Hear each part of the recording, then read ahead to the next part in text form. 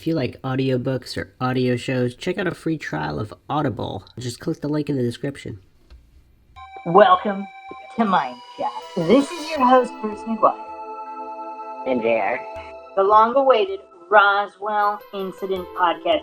Roswell, the 1947 alleged flying saucer crash, is probably the most infamous UFO crash, UFO incident, or possible even government conspiracy in general, even rivaling the popularity of the JFK assassination. And if you haven't checked out the JFK podcast on MindShock, make sure you check that out as well. And as always, if you want to support the podcast, you can donate to our PayPal. Just check the link in the description. Make sure to subscribe to the channel. Hit that bell for notifications. Make sure you allow your device to have those notifications come through, or you could just go to youtube.com/MindShock. Like and share this podcast on social media platforms, Twitter, Facebook, Reddit, Patreon. Patrons do get priority for case topic logical analysis, co-podcaster requests. You could also be a guest on the podcast depending on your tier. And as always, questions, comments, theories, thoughts, suggestions, rebuttals, debunkings of any kind, leave them in the comment section. All right, JR, before we dive into this incident, we're going to be going through all the nitty-gritty in typical MindShock fashion, which is why everybody tunes into MindShock, where we logically examine every possible theory without falling for logical fallacies. Is there any insider information you have about the incident that you'd like to share from the get-go? I don't know, Bruce. I don't know if I'm at liberty to talk about Roswell. Well, that's what I told you this podcast would be on. Well, like you didn't get me sufficiently drunk like you promised me last podcast, Bruce. So, let me just put it out there this way. Like, Roswell, according to the government, is just, a testing center for planes. That's the official response. Okay, so let's go through it. So just a quick overview from the wiki. So we have the official story as it stands today, because the official story initially, and we'll be going over this as well, when the incident first occurred, there was no government conspiracy or cover-up. They flat out admitted that a UFO crashed and the military was on the ground to investigate, etc., etc. The story only changed after a directive came in, 48 hours afterwards, and then all of a sudden there was no previous referencing to anything other than a crashed air balloon. So I'm going to go over the overview of Roswell as the official narrative consists of today, not necessarily at the time of the crash. So the Roswell incident is the 1947 crash of a flying saucer at a ranch near Roswell, New Mexico. On July 8th, 1947, Roswell Army Airfield issued a press release stating that they recovered a, quote, flying disc, end quote, from a ranch near Roswell. The Army quickly retracted the statement and claimed instead that the crashed object was a conventional weather balloon. Now, before I continue there, is that typical of government agencies where if they not necessarily let something slip, but if there was no gag order on UFOs, so to speak, there was nothing preventing them, there was no protocol in place in 1947, or if there was, I'm not aware of one. So they were able to freely make these statements, and then once the directive or protocols changed, they quickly retracted. Like, how does this normally occur in the scope of government agencies, JR? Well, normally it's some sort of agency like the Hearst organization, Hearst Media, that shows up, just randomly and starts taking photographs. And normally, like, the generals or, whoever is, like, running the operation at the time is normally required to throw some breadcrumbs to the public until the upper command has, some sort of, like, permanent statement to make. The unfortunate part is normally those generals end up tripping on a broomstick or falling out a window after they make those statements to the press. So, that's just standard procedure. But, it also varies on the public's interest. You have to look at it twofold. Roswell, Area 51 and that whole thing, which, by the way, nobody ever asks about areas 1 through, 50, and no one asks about 52 through, 60 I something else. believe I believe So, we touched upon this topic, and for those that haven't listened to the Kenny Beach podcast, I actually go over Area 52 in the Kenny Beach podcast. yeah, no, I know that. But, at the same time, it's twofold for the government. First of all, it, creates government interest, which, a lot of people think that, the government doesn't want to, have that type of relationship with the public, but they really do, in certain regards. First of all, it keeps people's eyes on a certain area of the United States while they're up in, Maine or, Alaska, running the HARP project. You don't see many, people taking photographs up there. So, it kind of keeps, the people at bay by having, one particular zone that they're focused on. It also kind of illustrates the power of the government to the people in general. Seeing big, signs saying that you'll be shot, and then seeing random people just sitting on hoods of cars in hills gives the illusion that the government may actually be more powerful than it really is to the American people. So okay. It's also twofold. Okay, so give me your opinion on two things. One, average American Joe Schmo in 1947, they see this release, RAAF captures flying saucer, and then a day or two later, all of a sudden, it's just a weather balloon. So does average Joe Schmo in the time period of 1947 simply take on blind faith that there was some kind of error in the initial report and then it really was a hot air balloon the whole time? Or are there critical thinking individuals out there that are thinking, oh, wow, maybe the military, they wanted to get out ahead of this thing. They didn't realize what kind of an impact it would have to report honestly that it really was a flying saucer. Now there's this whole cover up. What are you thinking? Well, okay. There probably were some, people that were thinking it was a cover-up from the outset. However, you also have to look at the time period in which it exists. You're talking about just after W2. The entire United States had a rah and a positive outlook of the United States military. It wasn't criticized like it was in Vietnam. And in addition to that, it didn't just extend to troops or soldiers. It extended to even the common housewife that was a part of the war effort itself. So the perspective of the military in general and how it was perceived in the United States was vastly different than that of today. So it's difficult to actually put 100% finger on that. A lot of the stuff that the military said at the time of World War II, whether or not you believe that the Nazis didn't have bases in Antarctica or anything like that, the government, a lot of people took it at face value. So I would say the general majority of people probably thought it was an error in reporting. Okay, and this is something that's, I don't believe, it's talked about extensively, but this is MINDSHOCK. So now, while you're on the topic, I might as well ask you this. Do you believe that the end of World War II, so less than 2 years prior to the Roswell incident, do you believe it's coincidental that the Roswell incident is coming on the tail of World War II, or not? Okay. It's possible that it's coincidental. More likely than not, the way because there was so much technology that was developed for World War II, it was a very easy, very plausible cover story. You got to remember, again, housewives went to munition factories and airplane fields to build stuff for the war effort. So even the common folk were seeing the technology for the first time that our government was capable of. So the people were a lot more educated as to what the government was actually doing, as opposed to, say, World War I or just, any other war previous to that. The government's technology was a lot more shrouded. It wasn't so out in the open. Okay, is this your way of saying that the German flying saucer technology, I'm sure you're aware of it. I mean, there's even videos of it, of them testing flying saucers.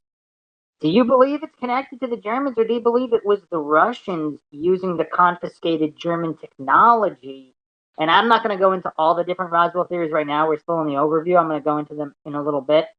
But we might as well get into it. Do you believe that it has something to do with technology derived from World War II, and instead of there being beings from other worlds, whether we're talking planets, whether we're talking interdimensional, and that's something that's not discussed as much in relation to Roswell, could these have been interdimensional visitors as opposed to visitors from another planet? I know I'm loading you up with questions, but if you could keep them straight. Or do you believe it's World War II human technology, either German or Russian? Well, that's a very interesting question, Bruce. First of all, the fact that like there's like interdimensional beings, I think that like is possible in any time frame, especially since like interdimensions, like you can cross between time. So I think that's always a possibility for everything, including like, you know, where did I like put my keys, or like, you know, where's the vacuum cleaner? Like I think that like it's possible for. Whoa. Are you saying that people who misplace objects like keys and they look in the exact spot where it turns out to be later? I mean, that's happened to you, right? Where you dropped your key, you know Yeah. exactly where you look there, but it's not there. You go look into a bunch of other places and you go back to look in the original spot where you truly remembered leaving them, and they're actually there at that time. Are you saying these are some kind of interdimensional rifts? Well, it's a possibility, Bruce. I mean, like, can you claim that, like, you know, it's not otherwise? I mean, you I know. can't claim anything, JR. This is MINDSHOCK, where the only thing we know for sure is that we don't know anything for sure. But, If you okay. So, can you address the part about the German-Russian technology? I can sort of. I mean, I can't definitively say anything, but what I can say is that if you look at like the ancient Egyptians having batteries, which is well documented, they existed X thousands of years ago. If you look at like the exponential rate of technology, based on the fact that like in the past 100 years, like this technology has been like we've gone from like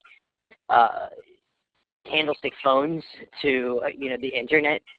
I mean, and keep in mind like this was slowly released technology from like the government, but based on the acceleration of technology, that didn't just come out of the blue. Like based on if ancient Egyptians had batteries, it would be common sense that this technology would be freely available based on the population, because that's the other thing that people fail to understand. It's like, oh wow, you know, that the population didn't have anything to do with like massive acceleration in technology or technological growth. I mean, 2,000, 3,000, 4,000, 5,000 years ago, they had batteries, and there were like Hi, X, let me rein supposedly you in. X hundred. Let me rein you in here specifically to technology developed by modern Germany or modern Russia. Because you're probably familiar with Annie Jacobson. She talked about Operation Paperclip in her book. I believe she alleges that the Roswell incident is Russian technology where they used some kind of mutated humans to make them appear to be aliens in order to trick the U.S. in some capacity or to observe their response as such. I'm sure you're familiar with that theory.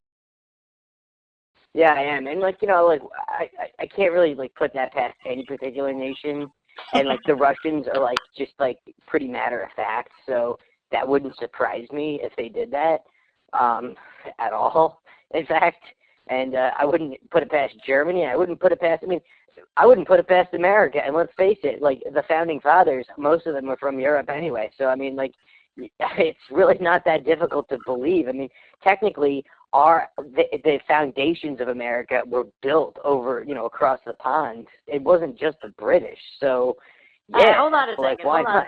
Are you saying, is that your way of leaking information saying that the U.S. might have perpetrated an operation specifically to blame the Russians into mutating humans or using mutated midgets to make them appear to be aliens in order to trick the populace?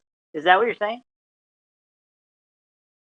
Well, Bruce, I can't really say anything specific, but what I can say is, if you look at it this way, Project Blue, Project, you know, all of these, like, you know, were like mind control, Manchurian candidates, all of these various things were happening around the same era. Now, if you have one lie and you kind of keep it secret, then how many other lies are going on behind the scenes that you were able to, like, you know, keep at bay? If they were, like, giving people LSD and trying to program them to be, you know, sharpshooters or, you know, Manchurian candidates, what makes you not believe that they're willing to, you know, perpetrate frauds and create propaganda against other nations? I mean, North Korea does it all the time. Very, very fair points. All right, let's get back to the overview here. So the Army quickly retracted the statement, claimed that the crashed object was a conventional weather balloon.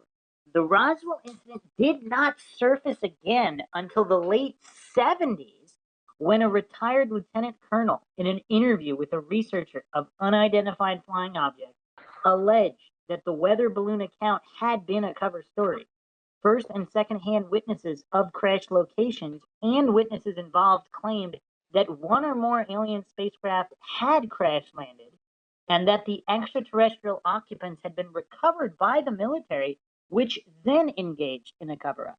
In 1994, the U.S. Air Force published a report claiming again that the crashed object was a nuclear test surveillance balloon from Project Mogul. Another Air Force report published in 1997 claimed that stories of alien bodies probably stemmed from test dummies being dropped from high altitude. Research about the event nevertheless persists, and the Roswell incident continues to be of interest in the public and in popular media. Now, is that just convenient cover-up stories? Because again, I'm a little bit fuzzy on my timelines, but didn't they not use test dummies until a number of years after 47? Yeah, well, I mean, see, here's the thing, Bruce. It really doesn't matter. Like, it's just a matter of, like, which they did it. Like, if there was nothing more than just a nuclear test with them throwing, like, stuff out of an aircraft, whether it's dummies or anything else, why would they continue to publish reports and pay people to, like, write those reports? It's almost like the serial killer that just keeps washing his hands at the sink over and over again to get rid of the blood.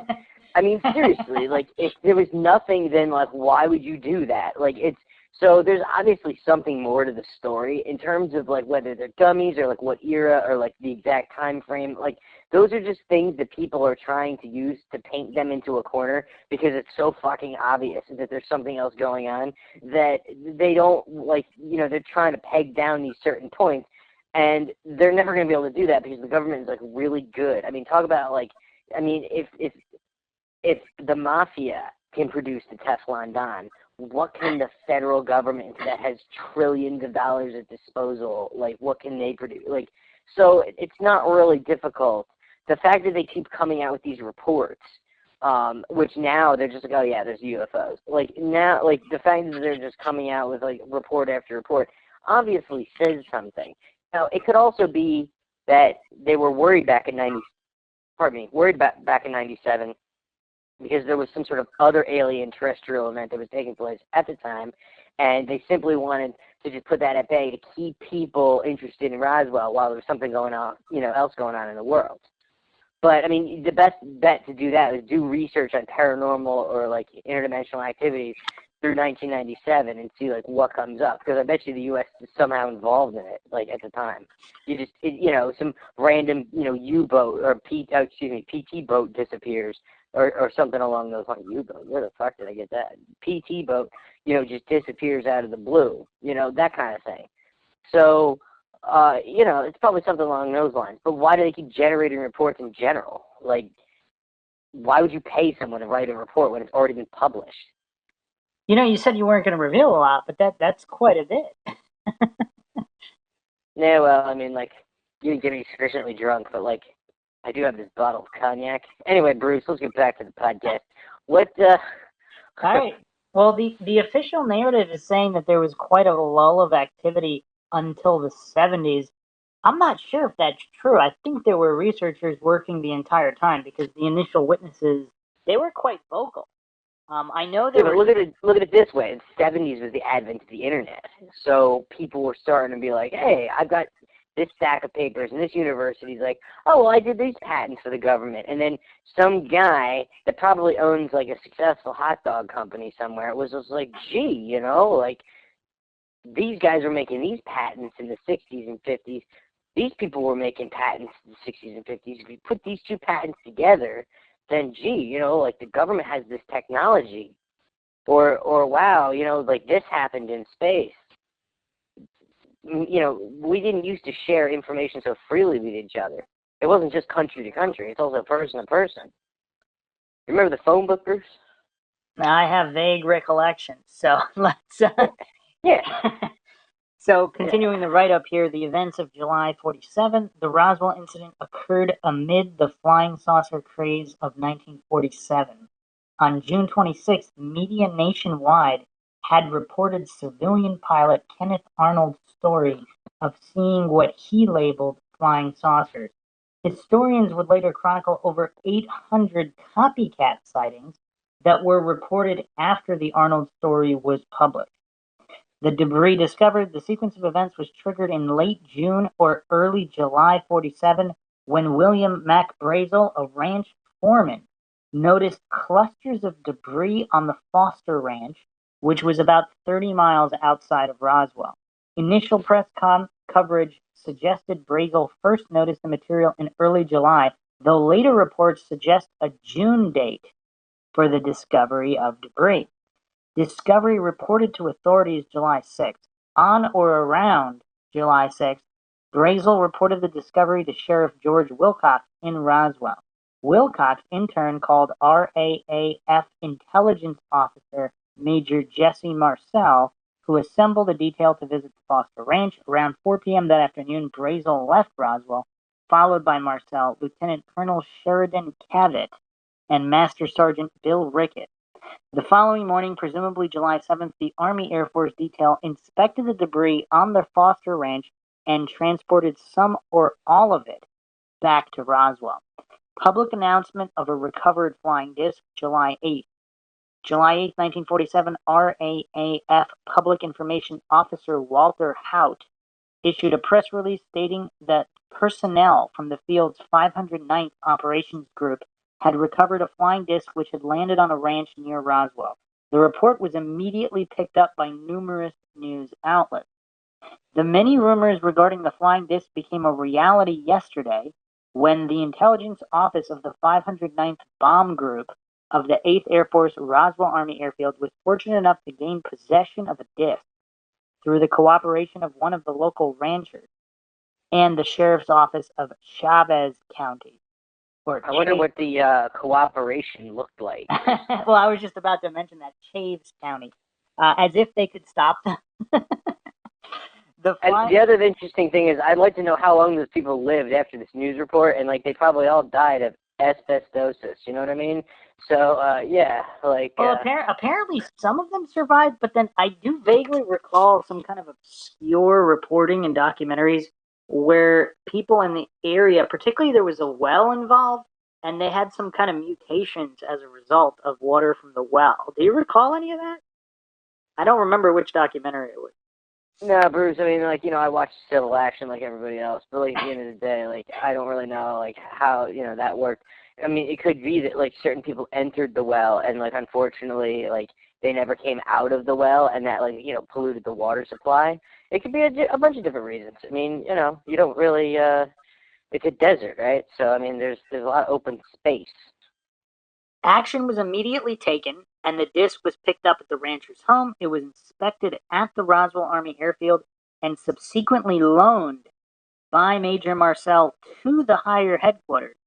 Did he have the authority to not do? Well, wait, what? So it was loaned to higher headquarters. Does that sound?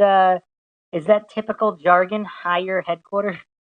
Yeah, like the fabric that you're entering into, Bruce, like, I'm not going to get into, like, how people, label certain things and talk about certain things. Basically, the guy that wrote that was probably some schmuck, poor schmuck with a gun that was just looking to feed his family. And, he had to strap it to, like, a deuce and a half and drive it to some, high security clearance place where they told him to get the fuck out of the deuce and a half when he got there. And then, like, he went to the commissary, had, like, some SOS, and then was on his way. All right, so continuing on here, researcher Kendrick Frazier notes, The idea of alien spacecraft hadn't gained hold yet. At best, the concern was that if they were physical craft at all, they might be Soviet or even holdover Nazi aircraft. And do you know anything about that? Well, again, it wouldn't like really surprise me all that much. I mean, it's common practice. It is common practice for any government that is involved in any war. You're obviously going to the spoils of war. You're going to take them apart and see what your enemy is working with. I mean, during World War II, we had to play catch up. We weren't necessarily, a lot of people think that like we just went into it all guns blazing. In reality, we had to build like hundreds of ships like overnight. Like we weren't necessarily that prepared for World War II, as like a lot of people just assume we are today. We talk about like the military budget and all this stuff.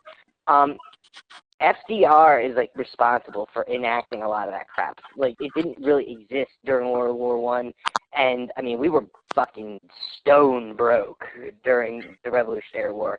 So, and like even the Civil War, the only reason why the Union won and the South lost was because the Union had a more established infrastructure and trade routes, and like they just kind of like knew where those trade routes were. Let me rein you in there, but you did make a fair point actually. Even for World War II, I believe there wasn't enough budget. Weren't they raising money from celebrities and such for fundraisers?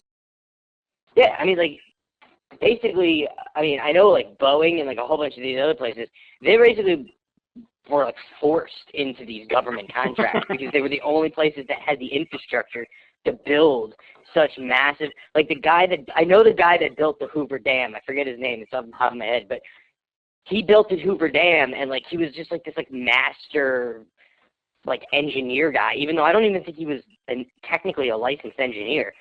He's the one that created these incredible shipyards to build like this massive amount of ships and such. Like basically overnight. Like they were like at some point they were launching like 10 a day. Like they got to the point where they were launching so many ships they didn't even christen each ship.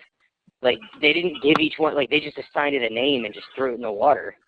So like I said, like we weren't as prepared. I mean our grandparents, depending on like your age, our grandparents or your parents, their generation, they understand that because they were a part of that, which again harkens back to why in the beginning people just took this at face value. It wasn't until the 70s when the kids of that generation were really active and started to ascend into leadership roles, especially within the military, that they started to say, well, wait a minute, what is that?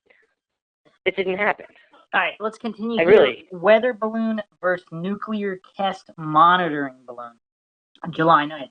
Colonel William H. Blanchard, commanding officer of the 509th, contacted General Roger M. Ramey of the 8th Air Force in Fort Worth, Texas, and Ramey ordered the object be flown to Fort Worth Army Airfield. At the base, Warrant Officer Irving Newton confirmed Ramey's preliminary opinion, identifying the object as being a weather balloon and its kite, a nickname for a radar reflector used to track the balloons from the ground. A telex sent to a Federal Bureau of Investigation office from the Fort Worth, Texas office quoted a major from the 8th Air Force, also based in Fort Worth at ROSWELL Air Force Base, on July 8, 1947, as saying that, quote, the disc is hexagonal in shape and was suspended from a balloon by cable, which balloon was approximately 20 feet in diameter. Major Curtin further advises that the object found resembles a high-altitude weather balloon with a radar reflector, but that telephonic conversation between their office and the right field had not, unintelligible, borne out this belief, end quote. Now, I'm going to say this right now, JR, and I don't know why nobody's talking about this. If this was merely a crashed air balloon of some sort, how come it's the only one that was ever reported?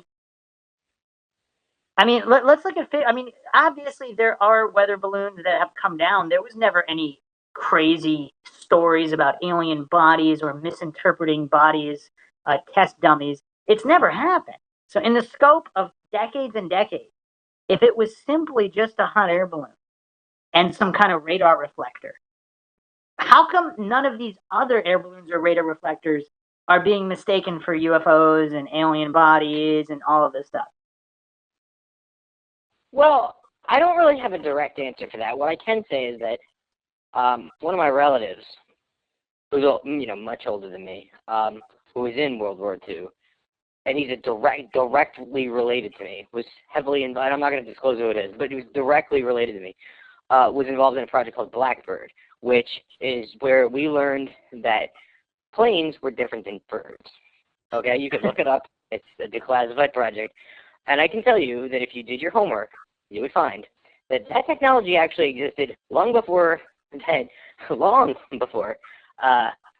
it was made public that we knew that. Okay, so that said, and the incidents that subsequently occurred to where we, had to learn this technology, quote unquote, in order to defend ourselves, that could also be regarded as kind of a cover-up because we did have that technology.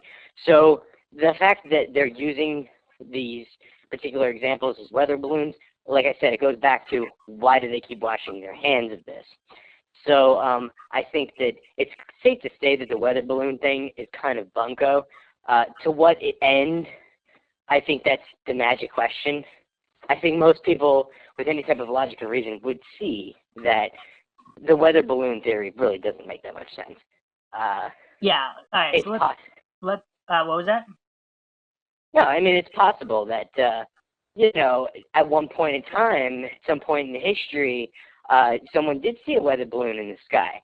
There's probably a lot of airmen that saw a weather balloon in the sky. Makes a really good cover story. But no, I don't believe it was a weather balloon. Well, it just doesn't, like you said, it doesn't hold up to logic and reason when you factor in all of these other hot air balloons and, nothing was ever on this scale anywhere else. So it just doesn't really hold a lot of water. But continuing on here, on July 9th, the press reported that General Ramey had stated that a weather balloon was recovered by the RAAF personnel. A press conference was held featuring debris, foil, rubber, and wood, said to be from the crashed object, which matched the weather balloon description. Historian Robert Goldberg wrote that the intended effect was achieved. Quote, the story died the next day, end quote. As described in the July 9th, 1947 edition of the Roswell Daily Record, the balloon which held it up, if that was how it worked, must have been 12 feet long. Brazel felt, measuring the distance by the size of the room in which he sat. The rubber was smoky gray in color and scattered over an area about 200 yards in diameter. When the debris was gathered up, the tinfoil, paper, tape, and sticks made a bundle about 3 feet long and 7 or 8 inches thick, while the rubber made a bundle about 18 or 20 inches long and about 8 inches thick. In all, he estimated the entire lot would have weighed maybe 5 pounds, 2 kilograms. There was no sign of any metal in the area which might have been used for an engine, and no sign of any propellers of any kind, although at least one paper fin had been glued onto some sort of the tinfoil. There were no words to be found anywhere on the instrument, although there were letters on some of the parts. Considerable Scotch tape and some tape with flowers printed upon it had been used in the construction. No strings or wires were found, but there were some eyelets in the paper to indicate that some sort of attachment may have been used. And this was from the Roswell Daily Record. Another point here, I haven't heard anybody discuss this, and this is MINDSHOCK, where we don't fall for logical fallacies, especially not false dichotomy. Who's to say there wasn't a crashed hot air balloon, but there was also a flying saucer crash, and they simply used the hot air balloon to deflect, and that's why there's funny business on the dates. Because if there was a legitimate UFO crash and the debris was evident days before in June, then the U.S. military wanted to cover it up, so they intentionally crashed a hot air balloon after the fact and deflected using that. What do you think of this theory, JR? Is this is going to be the McGuire theory regarding Roswell?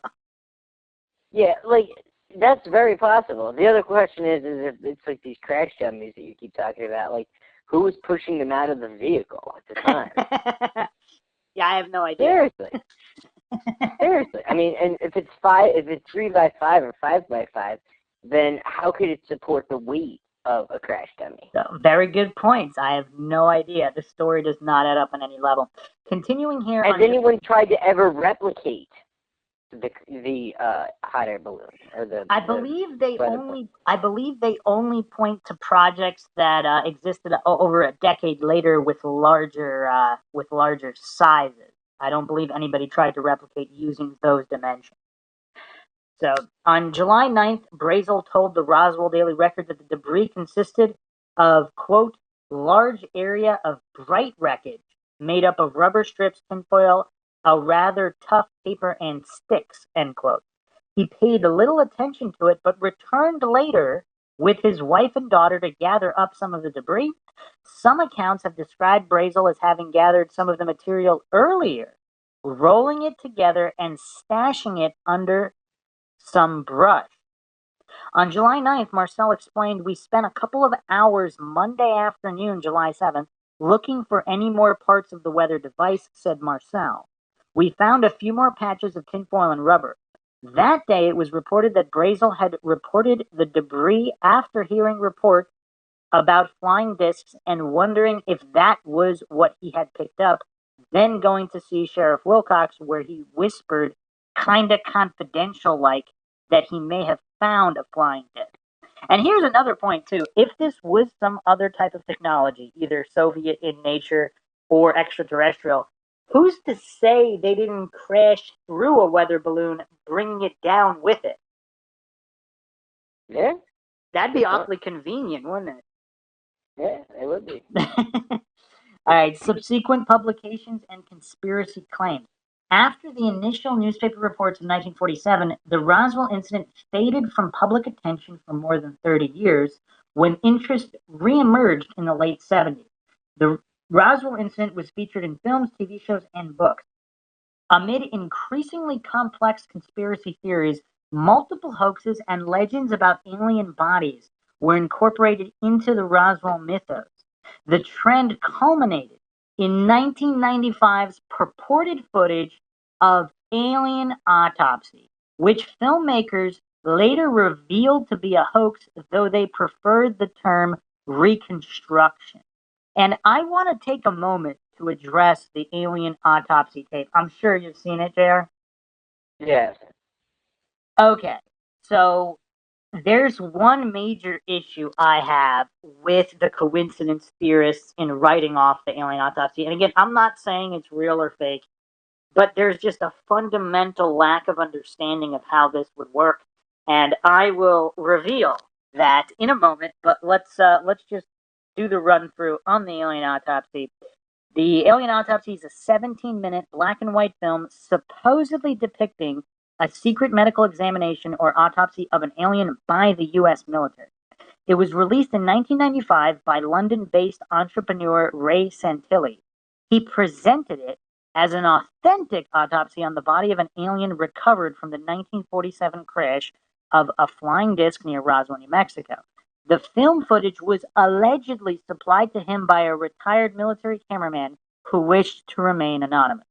In 2006, Santilli admitted the film was not authentic, but rather a staged reconstruction of footage he claimed to have viewed in 1992, but which had deteriorated and became unusable by the time he made the film.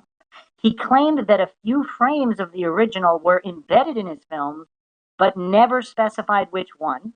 The existence of an original film strip of the alleged autopsy has never been independently verified. So, Alien Autopsy Fact or Fiction. Fox televised a broadcast including this footage hosted by Jonathan Frekes in the U.S. on August 28, 1995, under the title Alien Autopsy Fact or Fiction. The program caused a sensation with Time magazine declaring that the film sparked a debate with an intensity not lavished on any home movie since the Zapruder film. Fox rebroadcast the program twice, each time to higher ratings, with the November 1995 broadcast winning its time slot again with 11.7 million viewers and a 14% share. Although in the broadcast version, some parts of the autopsy were pixelized or edited out because of their supposed graphic nature, the earlier version contained, Santilli claimed, the complete and unedited film in addition to previously unreleased footage of the wreckage, which was presented as the remains of the alien craft reported to have crashed in Roswell. The Fox program features numerous well-known figures both in front of and behind the camera.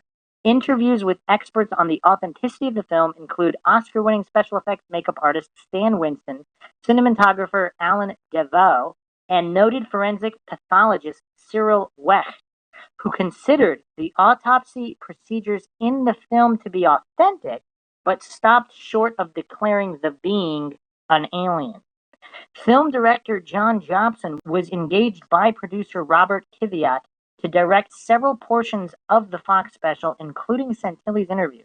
Jobson has stated that he became immediately suspicious upon meeting Santilli in London and, after conducting further investigation, told both Fox and Kiviat that he believed the whole thing was a fraud. He described their responses. It was then made clear to me that if the footage was exposed as a hoax before the show aired, the ratings would suffer. Jobson then enlisted the services of his friend, well-known PI William Deere, but according to Jobson, Deere was held back by the producers for fear the hoax would be exposed before the air date, and he was limited to investigating the identity of the mystery cameraman. Two of the program's participants claimed their observations were distorted. Stan Winston and Kevin D. Randall, a noted UFO author and investigator, both claimed they clearly stated in their interview they believed the footage was a hoax, but their statements were not used. Also, on August 28, 1995, the UK Channel 4 screened the Roswell incident as a special edition of its long-running Secret History documentary series, which included the purported autopsy footage. Santilli's admission. In 2006, the events surrounding the release of the footage were adapted as a British feature film comedy, Alien Autopsy, directed by John Campbell and written by William Davies. Have you seen that one? I actually have not seen that one. No, I haven't seen it. The film presents a humorous reconstruction of the making of the Santilli film based on Santilli's statements without commenting on the veracity of his claims. On April 4th, 2006, days before the release of the film, Sky broadcast the documentary Amon Investigates, Alien Autopsy, presented by Amon Holmes. In this program, Ray Santilli and fellow producer Gary Shufield admitted that their film was actually a reconstruction containing only, in their words, a few frames from the original 22 rolls of film, each averaging 4 minutes in length, that Santilli claimed to have viewed in 1992. They explained that by the time they had raised enough money to purchase the original, only a few frames were still intact, the rest having been degraded beyond the point of usability by heat and humidity. In the documentary, Amon Holmes repeatedly refers to the film as a fake, while Santilli patiently insists it's a restoration, maintaining it's a reconstruction of an actual alien autopsy film he viewed in the early 90s that subsequently deteriorated. Santilli and Shufield stated that they had restored the damaged footage by filming a simulated autopsy on a fabricated alien based upon what Santilli said he saw in 92 and then adding in a few frames of the original film that had not degraded. They had not identified which frames are from the alleged original. According to Santilli, a set was constructed in the living room of an empty flat in Rochester Square, Camden Town, London. John Humphreys, an artist and sculptor, was employed to construct the two dummy alien bodies over a period of 3 weeks using casts containing sheep brains set in raspberry jam, chicken entrails, and knuckle joints obtained from S.C. Crosby Wholesale Butchers, Smithfield Meat Market, London. Humphreys also played the role of chief examiner in order to allow him to control the effects being filmed. There were 2 separate attempts at making the film footage. After filming, the team disposed of the bodies by cutting them into small pieces and placing them in rubbish bins across London. Alien artifacts, supposedly items recovered from the crash site, were depicted in the footage. These included alien symbols and a 6-figure control panel, which Santilli describes in the Sky documentary as being the result of artistic license on his part. These artifacts were also created by Humphrey. The footage also showed a man reading a statement verifying his identity as the original cameraman and the source of the footage. Santilli and Shoefield admitted in the documentary they found an unidentified homeless man on the streets of Los Angeles, persuaded him to play the role of the cameraman, and filmed him in a motel. The documentary was also released slightly modified on DVD in 2006. So before I give my thoughts, do you care to comment on any of this information, Jay? Well, the Murdoch family that owns Fox, like, it sounds like, they had a really good Christmas that year. And they definitely took, like, if it's all a hoax, they took a good page from, the Hearst. If it's then, and Dan, like, if it's not, then, hey, like, the Murdochs still had a really good Christmas that year. Okay, so here's the McGuire theory on this. Again, I'm not saying it's What's real. weird is that, like, if it was, like, so, like, it was obviously fake, why did they have to go through all this trouble of, like, disposing of, like, the set and the body? Like, why wouldn't they just throw the whole alien body out? Like, why would they cut it into little pieces and put it in garbage bins? That in and of itself kind of sounds shady. Like, is it like that? To me, that's actually the only thing that sounds kind of legit, including hiring a homeless guy. Because if it's a homeless guy, who's going to be able to find him and get his statement? Whereas if it was, let's say, a struggling actor, at some point someone might offer him enough money where he could come forward and say, "Oh yeah, I played that role. It was fake." Whereas by using a homeless guy, that's pretty good hedge on their part that nobody would ever find him and be able to get the information out of him that it was a hoax. Or if he did start spouting on the street corners that it was him, who would believe a random homeless guy in LA that these guys in London filmed that they were doing this autopsy in London? So, and disposing of the body, I'm guessing that's so nobody would find it, because if let's say it turned up or someone spotted it in the trash, that's the end of their whole spiel, because it's obviously fake. So by cutting it up into little pieces and spreading it around a whole bunch of different bins, they kind of protected their investment in that way. Yeah, but, like, how come, like, if it was, like, such a good hoax, like, why didn't they make, like, more than one, like, film? Okay, so here's the McGuire theory. Let's say, just for the sake of argument, let's say it's real for a moment. If they were threatened in some way to write it off as a hoax and even possibly paid money by the U.S. government or other parties, or legitimately threatened, they could easily just make that new statement, which it's awfully convenient that they're making this confession right before this other movie comes out. I mean, is that coincidental timing for you, Jay? Yeah, well, I mean, like, the whole thing is a little coincidental, like, just in general. I mean, again, it could be wrapped in 1,000 different ways. I mean, the government could have, made a video that was a hoax, and then they made a video of the hoax. That's a very good point. That is a very good point. So this guy could have honestly seen footage that might have been legitimate. Now, here's the extra point here. If this was some kind of Russian operation where they were using deformed humans, is it possible that this autopsy was of a deformed human and it's not extraterrestrial, but it is real? I mean, that's also possible, too. I mean, I've seen some books on, deformities and such, and, they don't all just look like, the Elephant Man or John Maverick. I mean, like, some deformities are pretty extreme. I mean, they're even more extreme than the Elephant Man.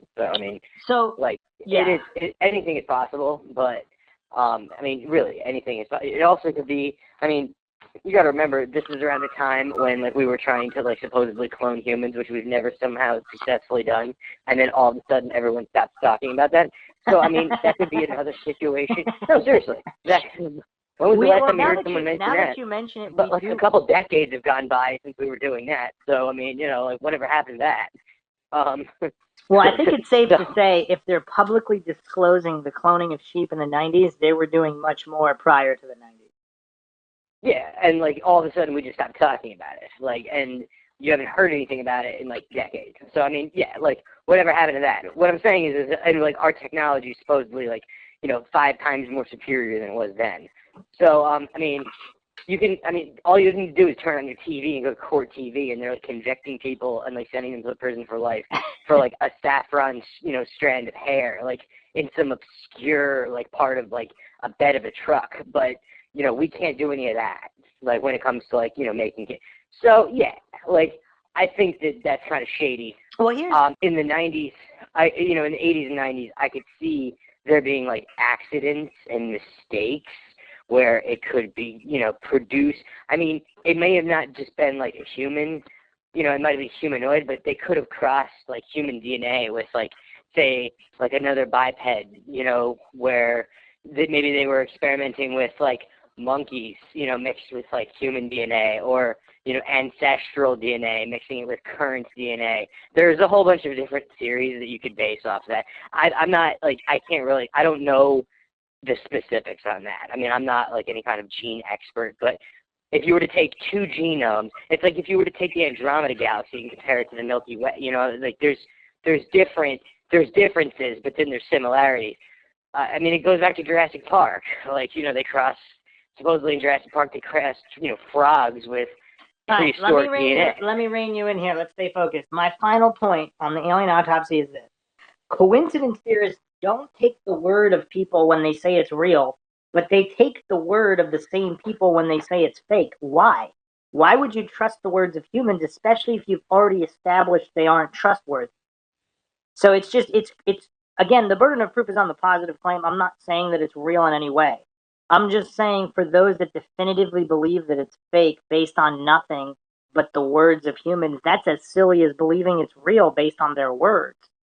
Why would you believe the words of humans who can be compromised or paid off or corrupt? I mean, it's really, really silly. So that's my final point there. If footage is real, would it be the MO of government officials to pay people off to say it's fake if they want to keep something under wraps, to make false claims that it was fake? If those people had to continue to be alive, then yes. Good point. All right. So let's continue here. Renewed interest, 1978. In February 1978, UFO researcher Stanton Friedman interviewed Jesse Marcel, the only person known to have accompanied the Roswell debris from where it was discovered to Fort Worth, where reporters saw material that was claimed to be part of the recovered object. In November 1979, Marcel's first filmed interview was featured in a documentary titled UFOs Are Real, co-written by Friedman. The film had a limited release but was later syndicated for broadcasting. One thing I was certain of, being familiar with all air activities, that it was not a weather balloon, nor an aircraft, nor a missile. It was something else of which we didn't know what it was. They were just fragments strewn all over the area, an area about 3/4 of a mile long and several hundred feet wide. On February 28, 1980, sensationalist tabloid The National Enquirer brought large-scale attention to the Marcel story. On September 20th, 1980, the TV series In Search Of aired an interview where Marcel described his participation in the 1947 press conference. Quote, "They wanted some comments from me, but I wasn't at liberty to do that." This guy talks like someone we know, right, JR? So all I could do is keep I'm not really at liberty to talk about that, Bruce, but I can say that poor Leonard Nimoy was never able to shake, like, being Spock. I mean, they stuck him on In Search Of, but look at what happened. Now he's doing Roswell. Shame. But I wasn't at liberty to do that. So all I could do is keep my mouth shut. And General Ramey is the one who told the newspapers, I mean the newsmen, what it was and to forget about it. It is nothing more than a weather observation balloon. Of course, we both knew differently.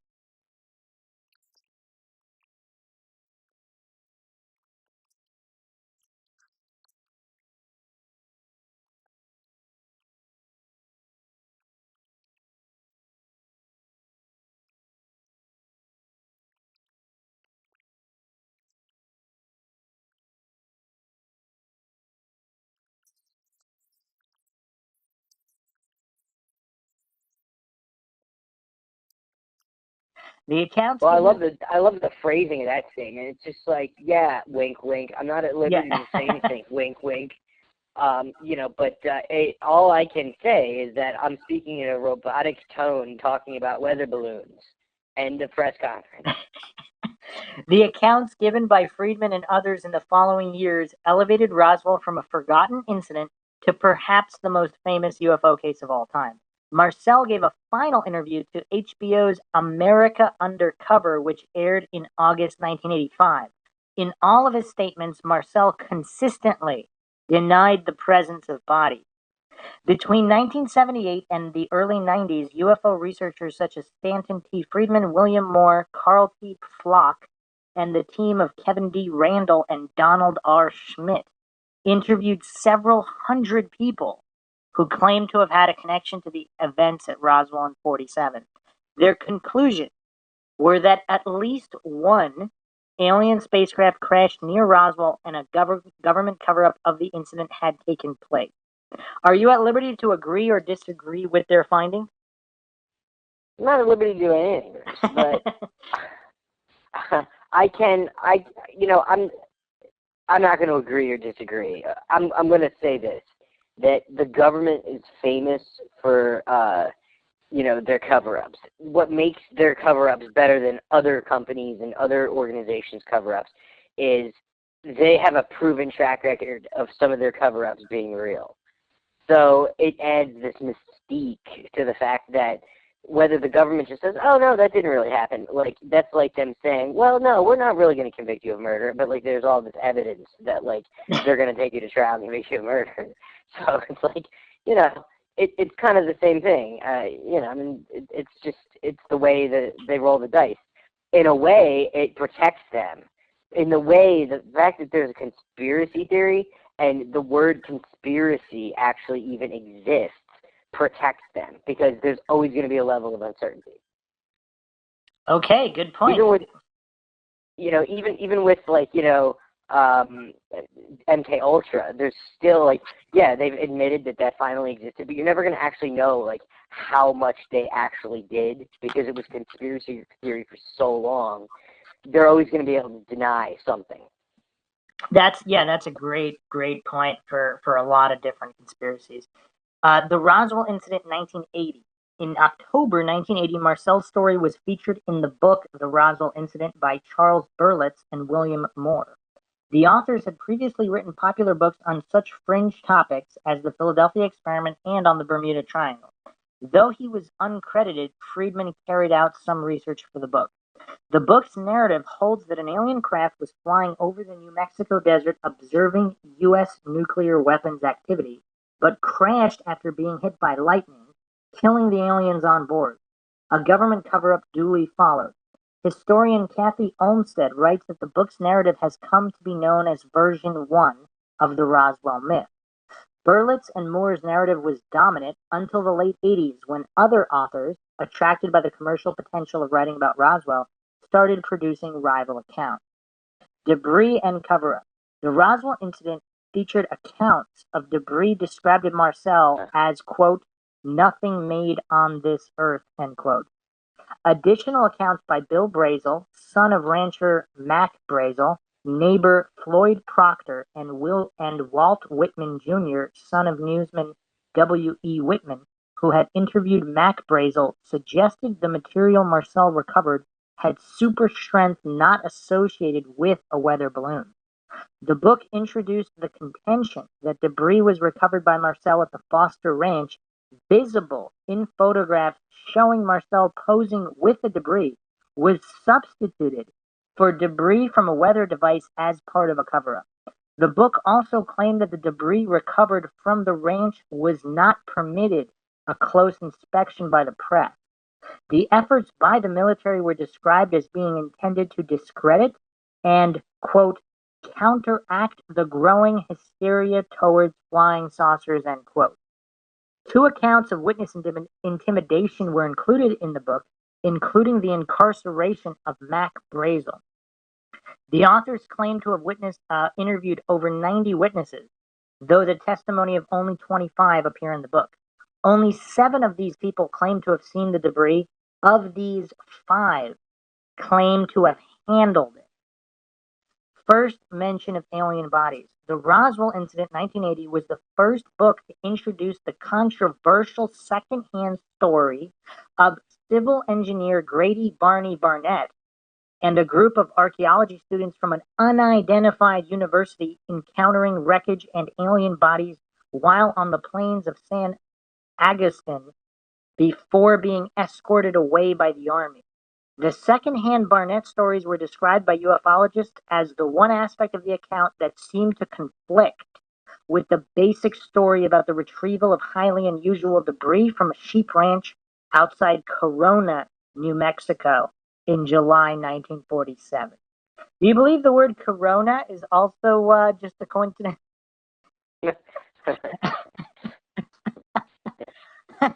I feel sorry for like the people that own the Corona like beverage company. Like they had a rough couple of years. You know, do you think they'll make a massive? Do you think they'll make a massive comeback at one point, or do you think they're done? I don't know. I heard they were actually going to change the name.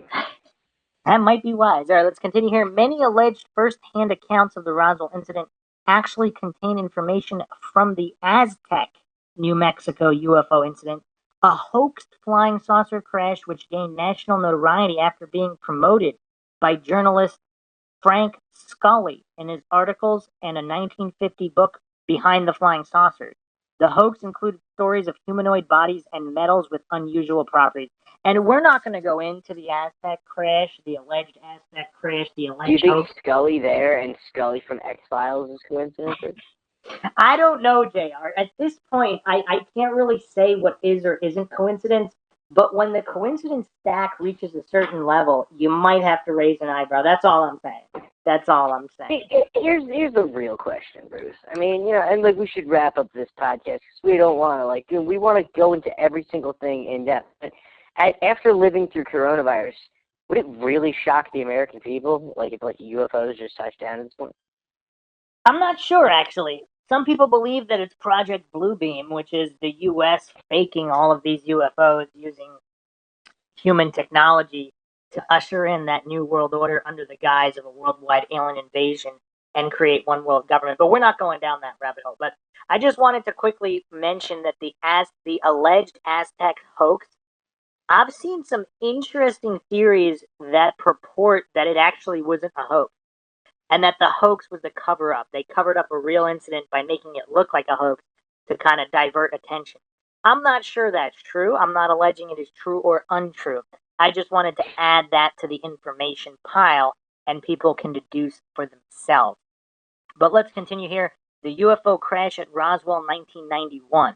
In 1991, Kevin Randall and Donald Schmidt published UFO Crash at Roswell. They added testimony from 100 new witnesses, including those who reported an elaborate military cordon and debris recovery operation at the Foster Ranch. The book included the new claims of a gouge that extended 400 or 500 feet at the ranch. Randall and Schmidt reported General Arthur Exon had been directly aware of debris and bodies, but Exon disputed his depiction, saying his comments had been based exclusively on second-hand rumors. And if they weren't, and he really did say that, would he obviously say that he didn't? I don't know. I think all these people should run for president. I think, they'd all be really good candidates. The 91 book sold 160,000 copies and served as the basis for the 1994 television film Roswell. Also, in 1991, retired USAF Brigadier General Thomas Dubose, who had posed with debris for press photographs in 1947, publicly acknowledged the weather balloon cover story, corroborating Marcel's previous admission. Do you find this strange? This is kind of unlike other conspiracies where there are certain military personnel who are openly admitting that it was a cover-up, and then other military personnel saying that their statements, this is all secondhand rumor nonsense. Yeah, it depends on how badly you need your pension. And, it's also contingent on, how long did that guy live, after he said that? That would be curious to nail all of this down. But continuing on here, the Barnett alien body accounts were mentioned in a 1991 book, although the dates and locations were changed from the accounts found in the 1980s, the Roswell incident. In this new account, Brazel was described as leading the Army to a second crash site on the ranch, at which point the Army personnel were supposedly, quote, horrified to find civilians, including Barnett, there already, end quote. Mortician's purported eyewitness account. UFO crash at Roswell 1991 prominently featured the stories of mortician Glenn Dennis. On September 20th, 1989, an episode of Unsolved Mysteries had included secondhand stories of Barney Barnett seeing alien bodies captured by the Army. Mortician Dennis had called the show's hotline, claiming to have knowledge of the events. Dennis claimed to have received 4 or 5 calls from Airbase with questions about body preservation and inquiries about small or hermetically sealed caskets. He further claimed that a local nurse told him she had witnessed an alien autopsy. Dennis's stories of Roswell alien autopsies were the first account to allege alien corpses at the Roswell Army Air Base. Flock observed that Dennis's story sounds like a B-grade thriller conceived by Oliver Stone. In September 1991, Dennis co-founded a UFO museum in Roswell along with former RAAF Public Affairs Officer Walter Haut and Max Littell, a real estate salesman. Dennis appeared in multiple documentaries repeating his story. Randall deemed Glenn Dennis one of the least credible Roswell witnesses. Randall said Dennis was not credible for changing the name of the nurse once we had proved she didn't exist. Scientific skeptic author Brian Dunning concurs that Dennis cannot be regarded as a reliable witness, considering that he had seemingly waited over 40 years before he started recounting a series of unconnected events.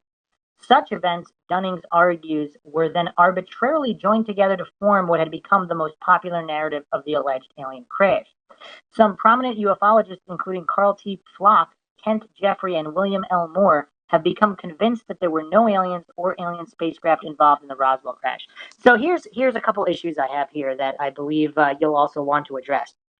One, if they really feared for their lives, and then later on, decades later, they realize telling the truth is more important. I mean, we've seen this with a lot of things, like forget conspiracies and the paranormal. We've seen this in true crime cases where people come forward decades after the fact because they realize they're not going to live forever and they want the truth to be known. So why would that be? I mean, how are you using that as a metric for saying they're lying?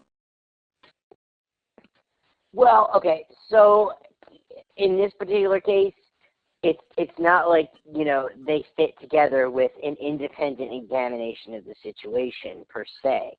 You know, Roswell has been documented in so many different ways. It's kind of like a pick your poison type of conspiracy, which is great for the government because they could just be like, what quack did you read, you know, that from?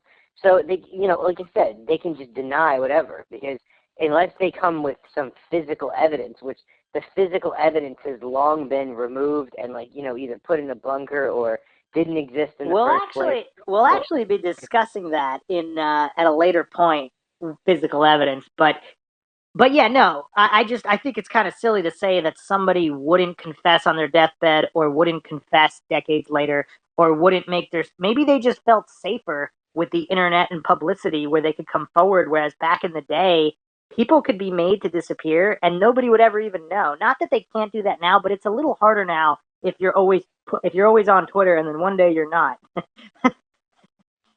True, but you could also, you know, not to play devil's advocate, but like you could also say on the deathbed, like you're not like necessarily, those people aren't necessarily in the same mental state that they were back when they were healthy and, like, you know, spry. You know what I mean? It depends. Yeah, it depends on what they're dying from. Yes, it depends.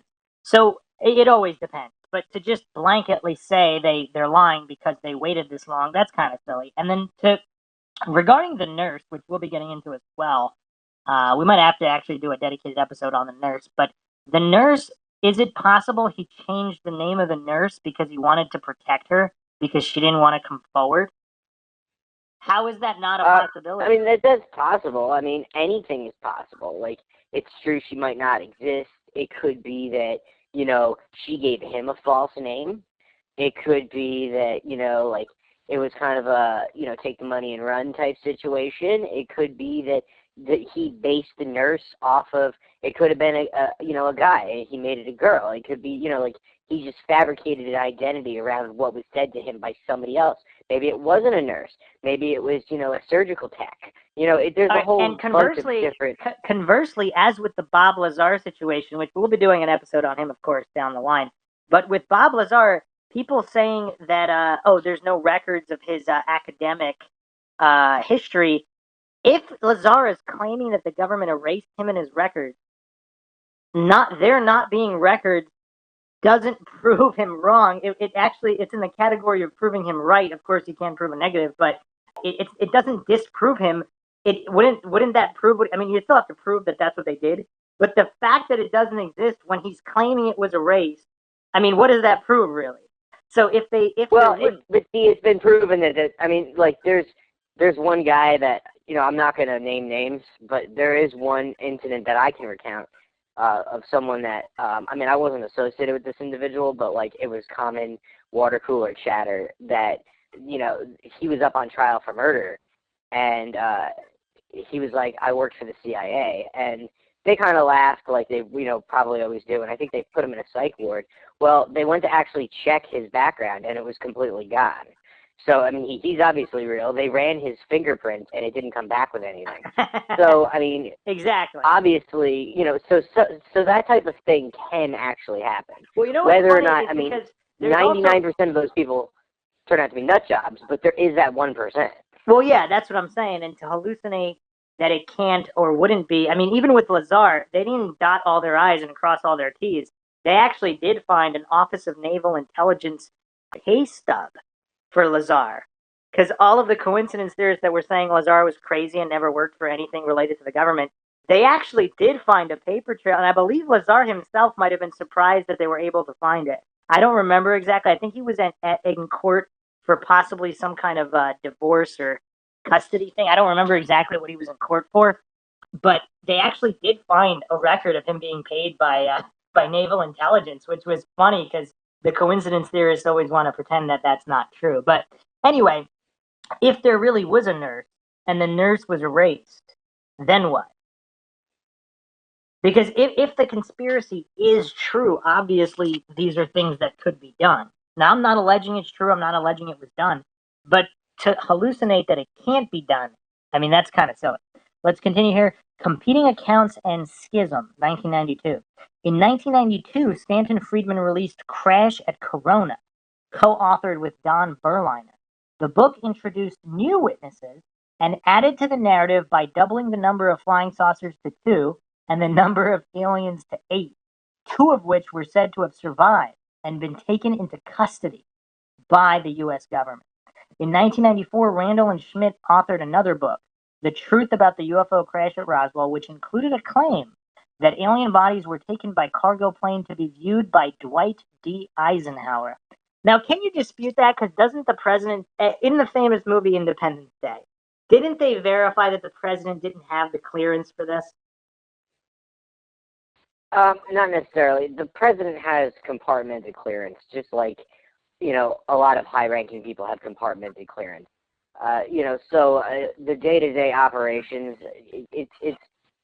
basically his cabinet lets him know what's pertinent to his role in the government, or is supposed to.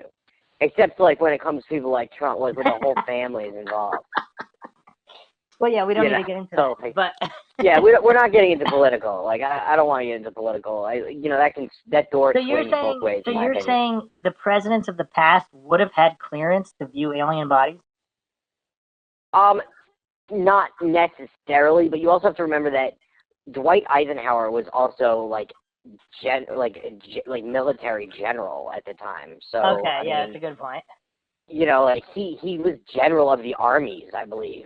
I'm pretty sure. So. Yeah, like he had he's the 5-star. So as being like the top, and then he becomes president, he would be more clear than 90% of everybody else. So you're saying Eisenhower might have had military clearance, whereas other presidents would not have had the clearance to see his body. Yeah, well, he definitely had the clearance because he was the general of the armies. So like he was 5-star. Like he Okay. was as high as you can And I'm possibly gonna- go. And then he became elected. As in just a purely elected person, possibly not. But he, as general of the armies, he had access to every compartment and piece of information that the army or any other branch had at the time. So, and also he was general of the armies before the Roswell incident took place, and probably I think he was still during. So, like his clearance would have still been active at that point in time. Okay, So- thanks for that clarification. And this is also a moment where I'm going to give another McGuire observation. So up to, I would say, 1991, possibly even just the 1980 account, Roswell incident. Once we're adding here to some people believe Stanton Friedman is controlled opposition. He's controlled opposition or some kind of government shill, intentionally muddying the waters. Now, doesn't this smell like a muddying of the waters where you have Friedman in 92 coming up? Now there's a second flying saucer. Now there's double the bodies. Now there's just, it's such a big mess. Was that done on purpose to obfuscate the real truth about Roswell? I mean, that's possible too, but I mean, the more likely scenario is, I mean, it holds less credibility, frankly, because he was second in line, so it kind of almost looks like a clone of, like a duplicate. Kind of like how, like, Family Guy has, like, really funny jokes, but really a lot of them are originally from The Simpsons. You know, that kind of thing. Like, Okay, so it's a rehash.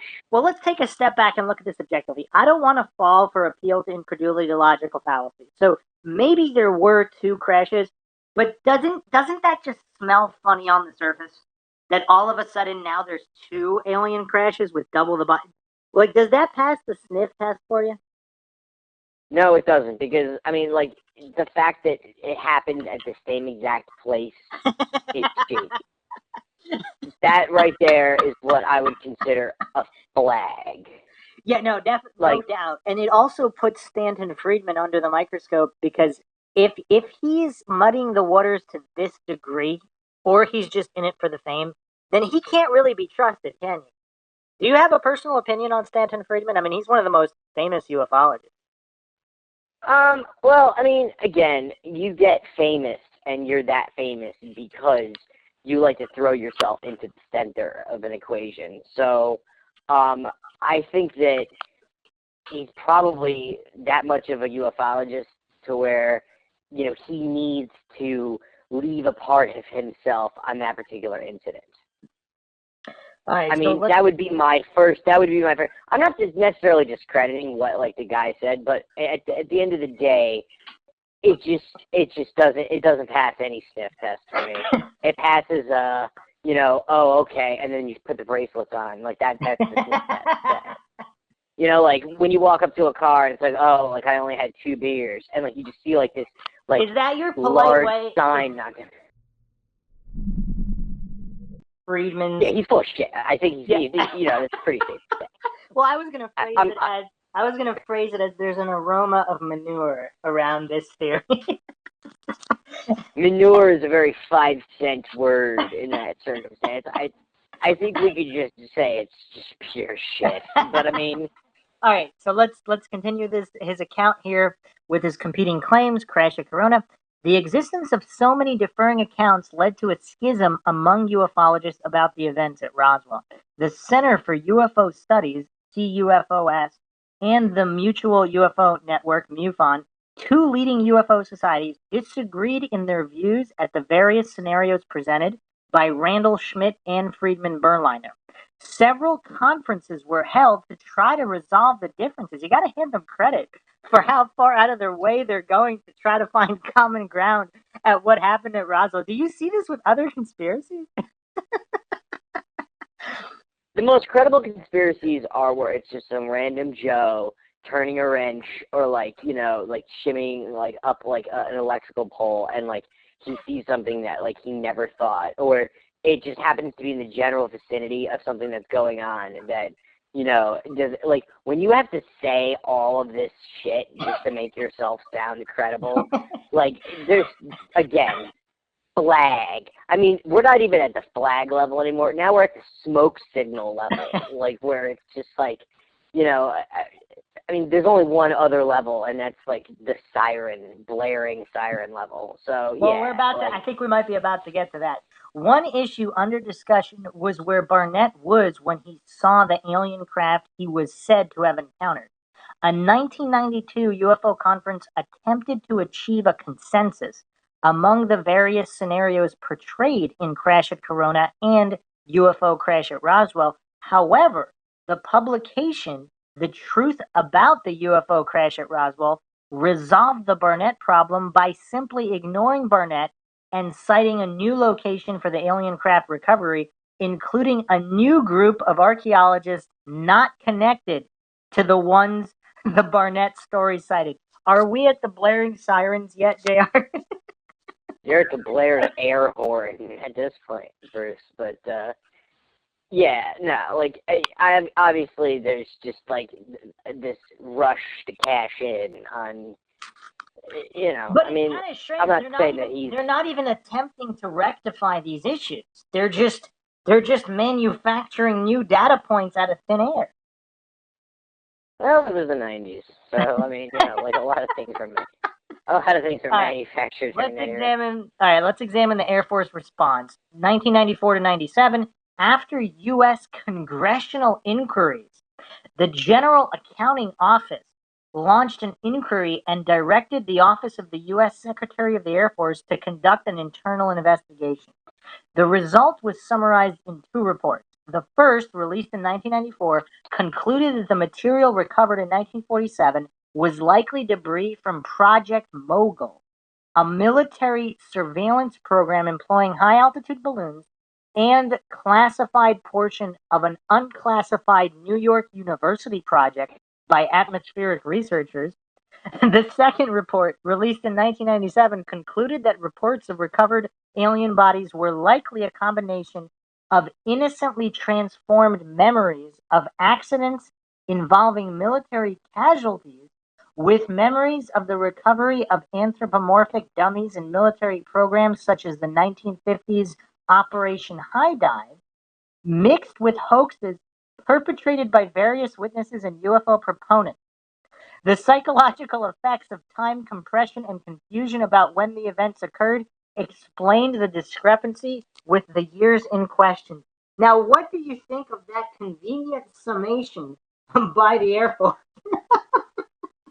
Well, I would like to pause and like just tell the audience that's listening to this that these are the congressmen that you elected to perform this inquiry, and every time you pay Uncle Sam, your tax dollars fund these particular operations and, you know, create pension plans for people like me.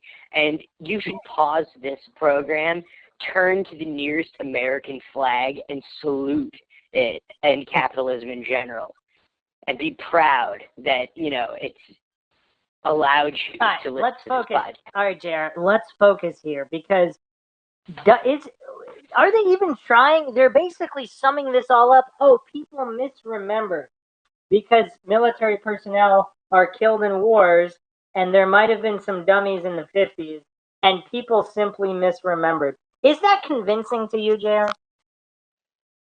Well, most of the things that the Congress said like aren't very convincing to me. All right, I think it's kind of interesting that like they're working on that instead of like every time you see a Feed the Children commercial working on that. But like, hey, you know, like I'm just a simple government employee. I'm not necessarily anyone important like they are. By the 1990s, a scholarly consensus emerged concluding that the military decided to conceal the true purpose of the crash device, nuclear test monitoring, and instead informed the public that the crash was of a weather balloon.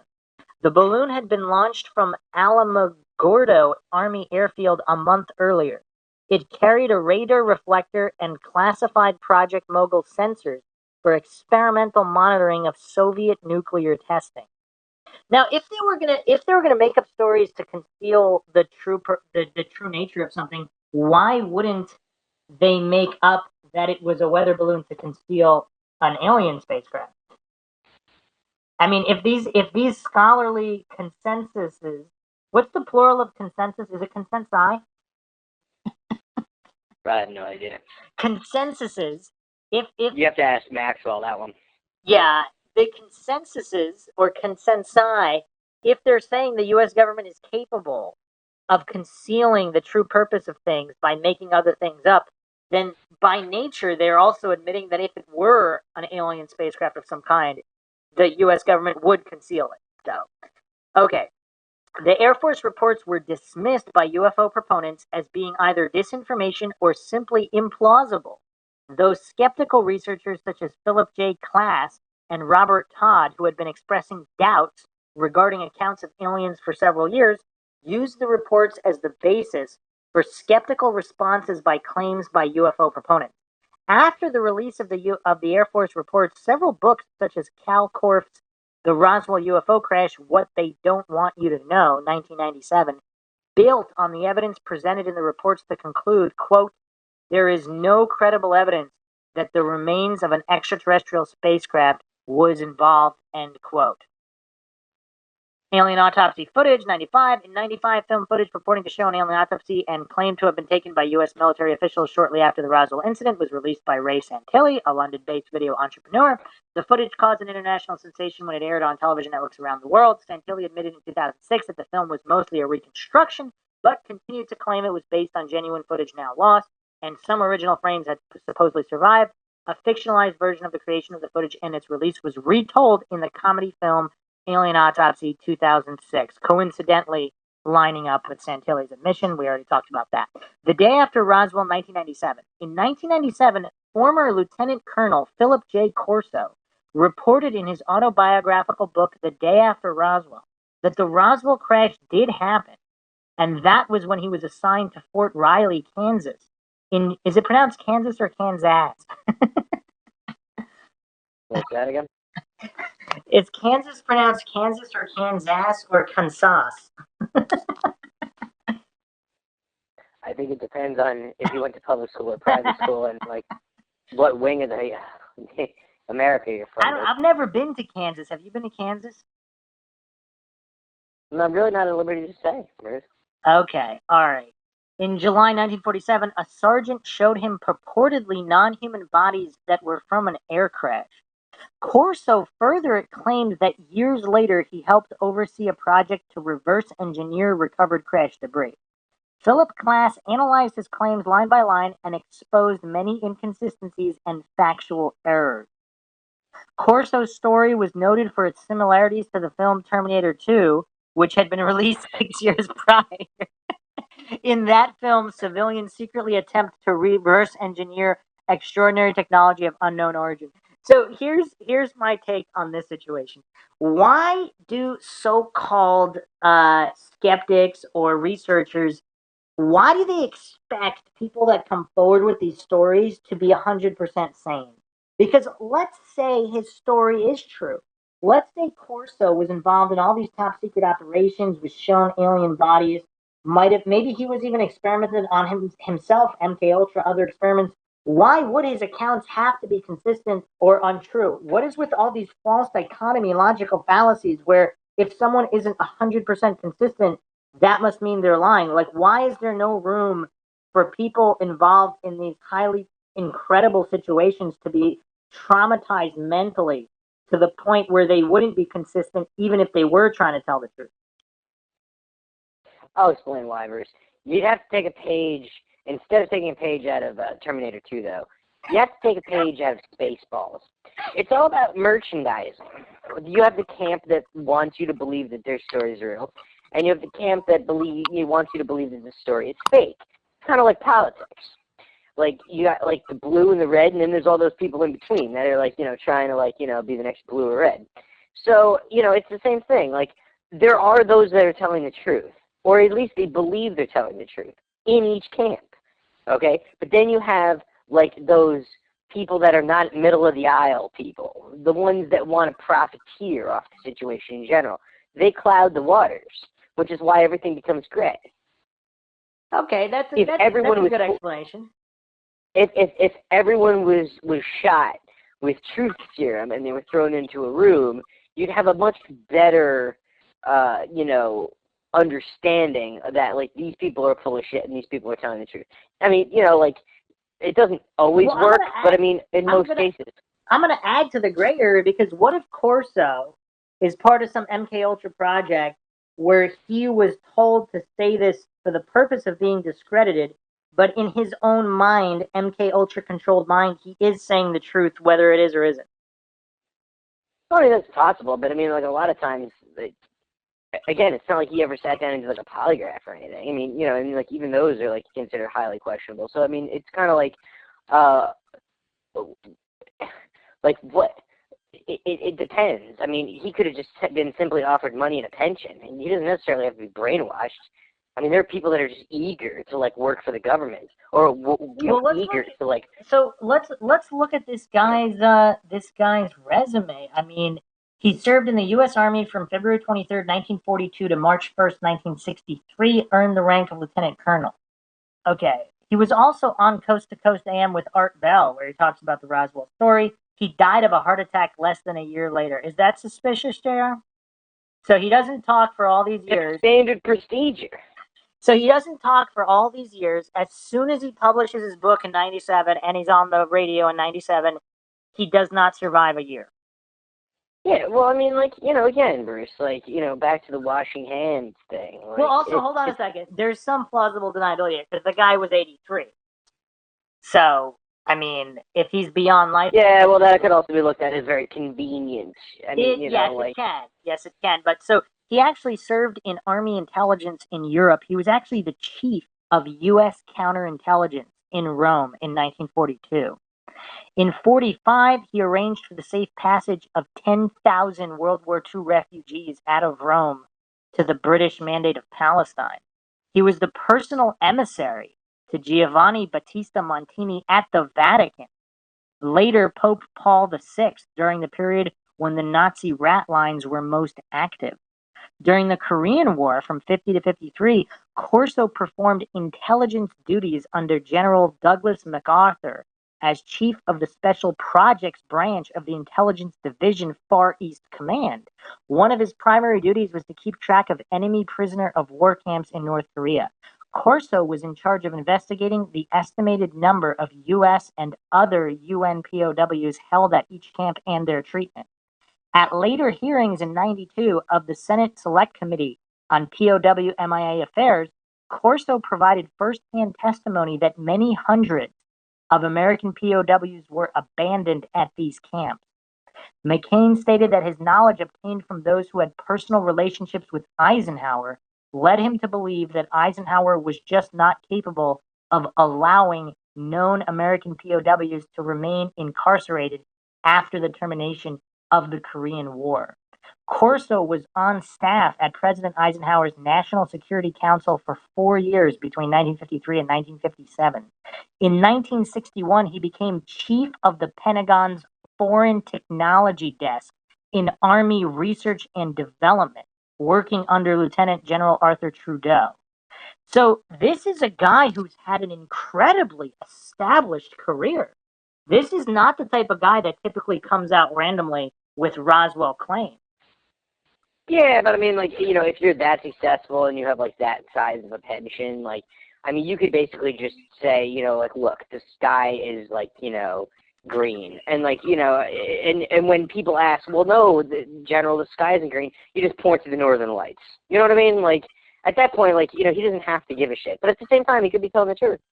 See, like, the thing is, like, he can just say whatever he wants. I mean, someone that's that powerful, like, he might just be empowered by, like, just telling people stuff. And, like, the fact that, like, they believe it, he might get off on that. I mean, there's a couple of curiosities in this book, though. And I know you're going to have issue with one thing I'm about to say, but I'm going to summarize it anyway. So in his book, Day After Roswell, Corso claims he stewarded extraterrestrial artifacts recovered from a crash near Roswell, New Mexico in 1947. Corso says a covert government group was assembled under the leadership of Admiral Roscoe H. Hillenkotter, the first director of Central Intelligence, Majestic 12. Among its tasks was to collect all information on off-planet technology, The U.S. administration simultaneously discounted the existence of flying saucers in the eyes of the public, Corso said. According to Corso, the reverse engineering of these artifacts indirectly led to the development of accelerated particle beam devices, fiber optics, lasers, integrated circuit chips, and Kevlar material.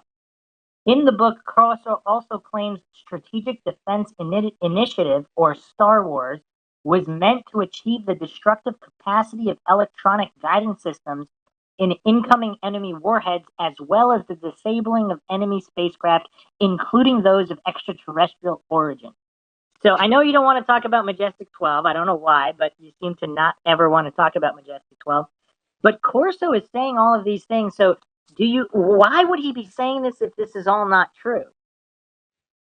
Well, I'm not like 100% saying that it's not all true. What I'm saying is that like with the government, I mean, again, you also have to look at it from the time period in which you're looking at it from. At the time, Russia was winning the space race. So obviously they would want like international information on where everyone was on their planetary knowledge. I'm saying things like that. It's not necessarily that, like, you know, what he's saying about, like, Roswell specifically is not, like, 100% true. But there are other reasons why they had that program. Okay, and we're not going to go down the Majestic 12 rabbit hole, but for those people that don't know... Yeah, we're not talking about Majestic 12, Bruce. I've told you, like, multiple times. I'm not asking you any questions. Just for the people that don't know, supposedly Majestic 12 was formed, supposedly authorized by President Harry S. Truman in 1952 as a direct result of the July 1947 crash and how the technology could be used. So, and there's various memos and documentation, which again, supposedly the documents are all legit, but that doesn't mean it's true. It could be a disinfo campaign. So these documents could be manufactured by the U.S. government for the sole purpose of disinfo or misinfo. And so that doesn't mean that the Majestic 12 program was authentic, although there have been many people that have come forward to claim that it is. Okay, so final thoughts on Corso? The guy's 83 years old. The book comes out. He actually, not only does the book come out and not misquote him, he himself goes on Coast to Coast AM with Art Bell and recounts in his own words, verifying that he did in fact say these things, and then less than a year later he's dead. But he's also 83, so again, there's some plausible deniability. Do you find it strange that all these massive leaps in technology all occurred directly after Roswell and not before? Well, that's possible, but then it's also possible that, like, you know, the government was just, like, letting the people know that, like, the technology existed around that time. And he felt compelled to, you know, say something. All right, so let's look at the HOT document 2007. In 2007, Donald Schmidt and Tom Carey published the book Witness to Roswell, which prominently featured a document said to be a sworn affidavit by Walter Haut, who had written the first Army press release about the Roswell crash in 1947. The document, alleged to have been left by Haut and opened only after his death in 2005, includes a description of the 1947 crash debris having been discussed by high-ranking staff and how Haut had seen alien bodies. The claims, however, drew an unimpressed response even from ufologists. Dennis Balthaser said that the document was not written by Haut, and by 2000, Haut's mental state was such he could not recall basic details about his past, making the detail contained in the affidavit seem dubious. Physicist and skeptic Dave Thomas commented, "Is Roswell still the best UFO incident? If it is, UFO proponents should be very, very worried." On October 26, 2007, Bill Richardson, who at the time was a candidate for the Democratic Party nomination for U.S. president, was asked about releasing government files on Roswell. Richardson responded that when he was a congressman, he attempted to get information on behalf of his New Mexico constituents, but was told by both the Department of Defense and Los Alamos labs that the information was classified. "That ticked me off," he said. "The government doesn't tell the truth as much as it should on a lot of issues." He promised to work on opening the files if he were elected president. And we seem to, like, a lot of people say that, but then nobody actually releases anything. What do you make of that, JR? Well, honestly, Bruce, that's really not surprising. Because they're hoping it'll go away. All right, let's move on to the Stalin-Mengele conspiracy theories. This is what I mentioned earlier from Annie Jacobsen. This was in 2011. In 2011, American journalist Annie Jacobsen's Area 51, an uncensored history of America's top-secret military base, featured a claim that Joseph Mengele, a German SS officer and a doctor in Auschwitz, was recruited by Soviet leader Joseph Stalin to produce grotesque child-size aviators to be remotely piloted and landed in America in order to cause hysteria similar to Orson Welles' The War of the World. The book was criticized for extensive errors by scientists from the Federation of American Scientists. Historian Richard Rhodes, writing in the Washington Post, also criticized the book's sensationalistic reporting of old news and its error-ridden reporting.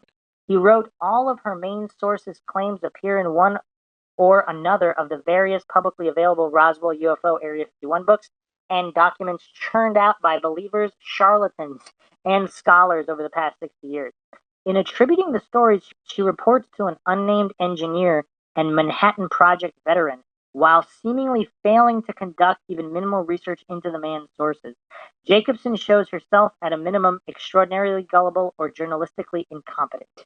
And again, there's a lot more to the story. I actually have not read her book in full, but there were documents, even, I believe, back in the 90s, after the fall of the Soviet Union, there were recovered documents that were leaked. Maybe they're not real, but there was some documentation that alleged that the craft was Soviet in origin, or at least that the U.S. believed it was. Do you have any thoughts on this theory? Any further thoughts? Well, I mean, like, even if they're fake, like, you know, Russia probably wanted to believe that, like, we thought, like, you know, that, like, they had done it, even if they didn't have anything to do with it. and knowing the Russians, they wouldn't say anything. They should have no comment. That's a good point as well. So that is a good point. Continued debunking 2017 to 2020. In September 2017, UK newspaper The Guardian reported on Kodachrome slides, which some had claimed to show a dead space alien, first presented at a Be Witness event in Mexico, organized by Jamie Mousen and attended by almost 7,000 people. Days afterwards, it was revealed that the slides were in fact of a mummified Native American child discovered in 1896, which had been on display in the Chapin Mesa Archaeological Museum in Mesa Verde, Colorado for many decades. How many decades, though? Because if it was from the Roswell crash. In February 2020, an Air Force historian revealed a recently declassified report of a circa 1951 incident in which two Roswell personnel donned poorly fitting radioactive suits complete with oxygen masks while retrieving a weather balloon after an atomic test. On one occasion, they encountered a lone woman in the desert who fainted when she saw them. The personnel could have appeared to someone unaccustomed to then modern gear to be alien. That's an interesting point that you don't hear discussed a lot. Is it possible that there were nuclear tests or people in primitive hazmat type suits that individuals back in the 40s, 50s, 60s even, they wouldn't have seen anything like it, and they might have thought that they were travelers from other worlds? The only problem I see with that theory is that eyewitnesses always report these humanoids as being really, really small. So it's not like they're reported to be 6 feet tall. They're always reported to be like 4 feet tall or even 3 feet tall. So that's the only issue I see with that theory. Any thoughts on that? Well, I mean, you know, there's a couple things. First of all, The Guardian isn't really regarded, like, in my brain anyway, as, like, the most reliable source of information. And it's been time-tested that they're owned by, like, the, you know, political powerhouse of the time. So I'm not, like, 100% on them. In terms of the radioactive suits, I think that's perfectly plausible, especially since, like, it was sensationalized in the 30s and 40s with, like, you know, the whole sci-fi, like, moving into the 60s. I will say that, like, you know, 40s, I mean, to be quite blunt, and people probably will disagree with me on this, but child labor laws aren't exactly what they are today, and to be quite to be quite frank, when you're talking about the United States military, you're talking about it was only 20 years off from when, like, kids were sweeping chimneys and shit. So I wouldn't really surprise me if they didn't have, like, a specific program for that. Or, I mean, even in World War II, like, like 16 and 17-year-olds were, like, operating guns and shit, like, on ships. It's not unheard of. Do you think they just viewed midgets as disposable and they put them in hazmat suits and wanted them to collect stuff just in case the radiation was too strong and they'd be killed? That's possible. What's also possible is that, like, regionally, there might have not been, like, there wasn't, like, grocery stores like there is today. So people could have had mineral deficiencies and stuff that, like, just naturally made them small. There's, like, a bunch of different, like, conspiracies that can be derived just from that statement. All right, so that's the official narrative. We're going to close this episode out with the evidence in the official narrative. Again, this is the mainstream version dissected. Although there is no evidence that a UFO crashed at Roswell, again, this is the official narrative. Obviously, this is a disputed claim. Believers firmly hold to the belief that one did and that the truth has been concealed as a result of a government conspiracy. B.D. Gildenberg has called the Roswell incident the world's most famous, most exhaustively investigated, and most thoroughly debunked UFO claim. Flock said the case for Roswell is a classic example of the triumph of quantity over quality. The advocates of the crashed saucer tale simply shovel everything that seems to support their view into the box marked evidence and say, see, look at all this stuff, we must be right. Never mind the contradiction. Never mind the lack of independent supporting fact. Never mind the blatant absurdities. Korf suggests there are clear incentives for some people to promote the idea of aliens at Roswell and that many researchers were not doing competent work. The UFO field is comprised of people who are willing to take advantage of the gullibility of others, especially the paying public. Let's not pull any punches here. The Roswell UFO myth has been very good business for UFO groups, publishers, for Hollywood, the town of Roswell, the media, and ufology. The number of researchers... And for the government. Well, yeah. The number of researchers who employ science and its disciplined methodology is appallingly small. And coincidentally, everything he said also applies to the coincidence theory.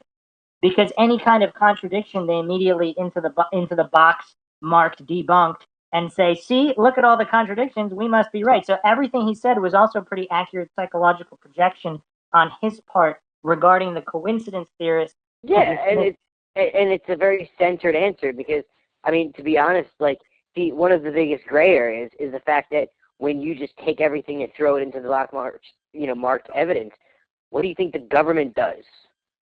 So when you're fighting fire with fire, you're going to get fire. So it's perfect. Yeah, so, and then obviously he's also saying advantage... That guy was on debate team in high school.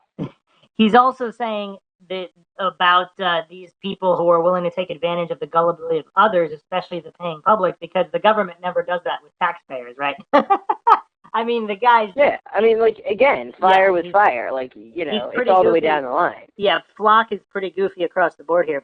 B.D. Gildenberg wrote that there were as many as 11 reported alien recovery sites, and these recoveries bore only a marginal resemblance to the event as initially reported in 1947 or as recounted later by the initial witnesses. Some of these new accounts could have been confused accounts of the several known recoveries of injured and dead servicemen from 4 military plane crashes that occurred in the area from 1948 to 1950. Were they all tiny midgets? Other accounts could also be based on memories of recoveries of test dummies, as suggested by the Air Force in their reports. Charles Ziegler argued that the Roswell stories has all the hallmarks of a traditional folk narrative. He identified 6 distinct narratives and a process of transmission via storytellers with a core story that was crafted from various witness accounts and was then shaped and molded by those who carry on the UFO community's tradition. Other witnesses were then sought out to expand the core narrative, with those giving accounts not in line with the core beliefs being repudiated or simply omitted by the gatekeepers. Others then retold the narrative in its new form. This whole process would repeat over time. So, is that evidence of the event being real, and then the folklore emerging as a result from it, like other folklore based on real it's possible. I'll also say something else about the midgets. Like, I'm actually going to say that it's possible, because when you look at it objectively as from an engineering standpoint, like, why do they use midgets in horse racing? Because they're lighter weight and they're more aerodynamic because there's less surface area and they can haunch over the horse and be faster. So are you alleging the US wait. In a possible covert ops situation with smaller aircraft, it would enable the aircraft itself to be smaller, more compact, and more lightweight. So it is possible. So the US military were just contracting jockeys. Possibly. That's a good theory, JR. That's a really plausible deniability. I mean, like, it's the same thing with MK Ultra. Like, let's use people that aren't military, because, like, there's always that's a really, if they get captured or something. Those are all really good points. Just the one final point here regarding Gildenberg here, saying that, these new accounts could be confused accounts of injured and dead servicemen. I mean, yeah, they could be, or they could be aliens. I mean, anything could be. He's saying there's no evidence of the aliens, but is there any evidence that they were confused accounts? So they're just pretending and writing it off as confused accounts without any evidence that they were confused accounts. So there's just the irony here of these hypocrites that dismiss while committing the same faults as true believers who believe no matter what. So the problem with witness accounts, though hundreds of people were interviewed by various researchers, only a few of these people claim to have seen debris or aliens. Most witnesses were just repeating the claims of others. Flock notes that of these 300 plus individuals reportedly interviewed for UFO crash at Roswell in 1991, only 41 can be considered genuine first or second-hand witnesses, and only 23 can be reasonably thought to have seen physical evidence of debris. Of these, only 7 have asserted anything suggestive of otherworldly origins for the debris. But as if 7 is 1? I mean, it's not like it's 1 or 2 crazy people. I mean, 7 is a lot of witnesses, wouldn't you say? Yeah, that's. I mean, that's not one or 2 crazy people. So, okay. But again, like, they could be plants from the government too, like, that's a good point. To stir the pot. That's a very good point. Because when you look at it objectively, it almost seems like the type of number that the military would use. It's not too much. Think about it. It's not a 4-piece play setting. It's not a 6-piece play setting. It's not a 12-piece play setting. It's an 8-piece play setting. So it covers both small and large groups. It's like, that's a good kind point. of like in the middle.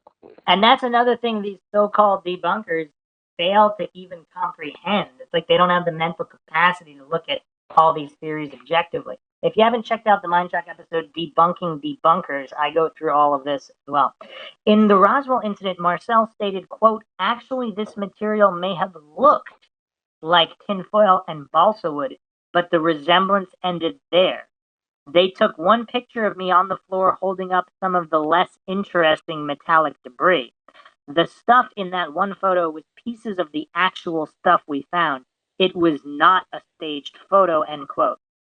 Timothy Printy points out that the material Marcel positively identified as being part of what he recovered is material the skeptics and UFO advocates agree is debris from a balloon device. After that fact was pointed out to him, Marcel changed his story to say that the material was not what he recovered. Skeptics like Robert Todd argued that Marcel had a history of embellishment and exaggeration, such as claiming to have been a pilot and having received 5 air medals for shooting down enemy planes, claims that were all found to be false, and skeptics feel that his evolving Roswell story was simply another instance of his tendency to fabricate. So let me dissect this, because there's so many issues here with Marcel. So first of all, if this were a conspiracy, could they not have switched photographs? I mean, it's possible. Like, it's actually more probable that, like, the legitimate stuff would be, like, innocuous. Exactly. Garbage. And then another point is, and 2 more points here. Let's say Marcel was one of these guys that tells tall tales. If a flying saucer did crash and he was the one to recover it, how that didn't happen because he also tells tall tales? I mean, a certain portion of the population embellish stories. Let's say 5%. It might be higher. So of that 5%, how are you going to say that because he's an embellisher, that means there's no chance he would have been present at a particular event. If he's the guy that was there, he's the guy that was there, whether he's an embellisher or not. So again, these kind of logical fallacies are so silly. And furthermore, let's say his claims about shooting down enemy planes, is it possible, when they say it's all found to be false, again, is this an instance of the government going back and erasing information to try to discredit people? Because if he is telling the truth and the U.S. government doesn't want him to, would they erase some of his past to make him less credible? Possibly. I mean, yes. If he was working for them during specific points in time, they would attempt to distance themselves from him at any cost. So yeah, there's a lot of fallacies that the so-called debunkers cling to, and again, but you also have to they have to pay people to distance themselves. So they would only do that in the event that he had something really damning, which it doesn't sound like it's that incredibly damning. Well, also, I'm not saying anything Marcel said is true. I'm just saying the debunkers are just, all they have is fallacies to support debunking his story. The problems with alien body witnesses. As for the accounts from those who claim to have seen aliens, critics identified problems ranging from the reliability of secondhand accounts to credibility problems with witnesses making demonstrably false claims or multiple contradictory accounts to dubious deathbed confessions or accounts from elderly and easily confused witnesses. Flock noted that only 4 people with supposed first-hand knowledge of alien bodies were interviewed by Roswell authors.